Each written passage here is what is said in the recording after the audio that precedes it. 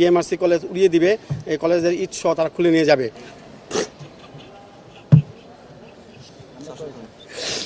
শান্তিপ্রিয় অবস্থান কর্মসূচি ছিল যে সঠিক তথ্যটা জানার জন্য। এর মধ্যে সোহরাওয়ার্দী কলেজ শিক্ষার্থীরা আঘাত করেছে। কবি নজরুল সোহরাওয়ার্দী তাদের পক্ষ থেকে হামলা হয় এবং এই তারাই কাজটি করেছে। আমার শিক্ষক আহত আছে এবং রক্ত এখন তাদের শরীরে। যদি আজকে ন্যাশনাল মেডিকেল কলেজ সুন্দরভাবে এটা সমাধান করে দিত তাহলে আজকে এই ধরনের ঘটনা ঘটতো না। আমাদের শিক্ষকরা তাদেরকে নিজে রিস্ক নিয়ে সেভ করে তাদেরকে রাস্তা পার করে দিয়েছে, নিয়মিত পৌঁছে দিয়েছে। এখন কেউ নেই, যেহেতু এখানে আর্মি, র্যাব এবং পুলিশ বাহিনী সবাই এখানে আছে। আমরা না, দেশবাসী জানতো এটা।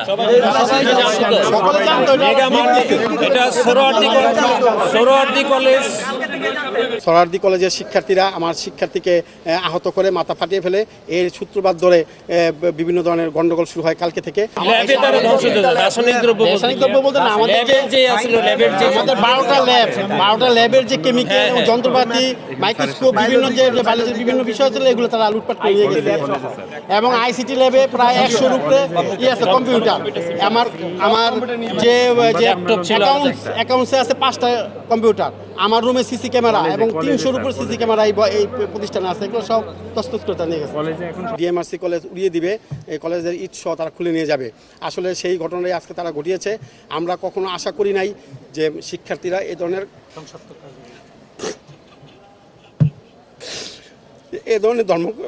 কর্মকাণ্ড করতে পারে, ধ্বংসযোগ। আমরা বারংবার তাদের সাথে কথা বলেছি যে কয়েকজন পাঠাইয়েছে সেটা দিয়ে এখানে কোনো হবে না, এবং তারা যাত্রাবাড়িতে ব্রেকে দিতে চাচ্ছিল, কিন্তু অনেক ছাত্র এখানে চলে আসছে এবং দুষ্ট লোক চলে আসার কারণে এটার এখন যেহেতু এটা একটা জাতীয় ইস্যু হয়ে গেছে একটা বড়, এটা এখন এখানে আর্মি চলে আসছে, ডিসি চলে আসছে, আমাদের গভর্নিং বডি আছে। আমরা সকল সিদ্ধান্ত নিয়ে এটা একটা চিন্তা। ক্ষয়ক্ষতি কেমন হয়েছে এটা এখন আমরা বলতে পারবো না, আনুমানিক 50 থেকে 60 কোটি। আমাদের তো এই যে মিডিয়াতে দেখাইছি, আমাদের কম্পিউটার, ল্যাপটপ, টাকা, সার্টিফিকেট ছাত্রদের, তারপরে মার্কশিট, ল্যাবের জিনিসপত্র সবকিছু নিয়ে গেছে।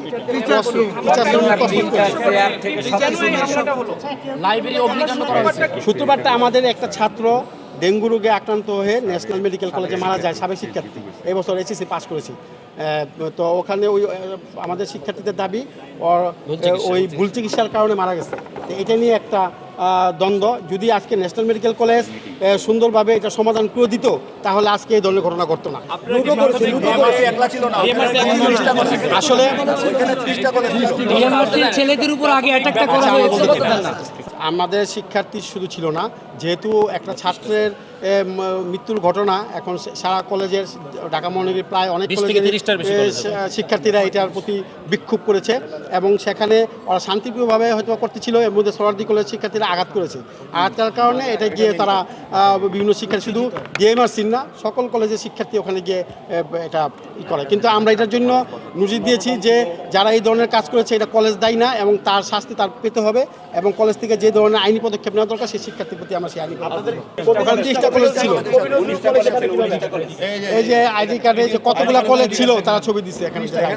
এদের একটা অবস্থান কর্মসূচি ছিল, ওই কর্মসূচিতে কবি নজরুল সোহরাওয়ার্দী তাদের পক্ষ থেকে হামলা হয় এবং এই তারাই কাজটি করেছে। আমাদের শিক্ষার্থী যে মারা গেছে এবং অবস্থান কর্মসূচি তারা এখন ওই দিন তাদের শান্তিপ্রিয় অবস্থান কর্মসূচি ছিল যে সঠিক তথ্যটা জানার জন্য। আমরা আমাদের এখান থেকে আমাদের শিক্ষক সদস্য বিশিষ্ট 4 জন শিক্ষক টিমকে আমরা ওখানে পাঠাইছি। ছাত্রদেরকে আমরা বুঝাই টুঝাই নিয়ে আসছি যে এটা তদন্ত হবে, তদন্ত হলে আমরা এটা একটা সঠিক সিদ্ধান্ত দিব।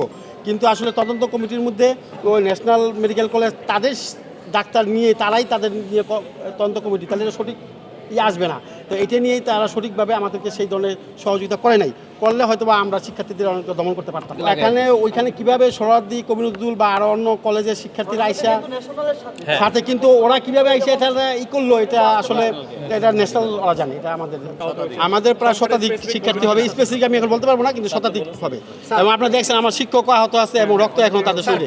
আমরা তদন্ত কমিটি গঠন করেছি, 3 সদস্য বিশিষ্ট তদন্ত গঠন করেছে, এবং সেটা রাত্রের বেলা এটা হয়েছে, কিন্তু এটা আমরা কাজ শুরু করতে পারিনি। এই মুহূর্তে এই ঘটনা তখন তার এখানে যাওয়া সম্ভব। আমার যেতে হবে। এখন মিটিং রয়েছে।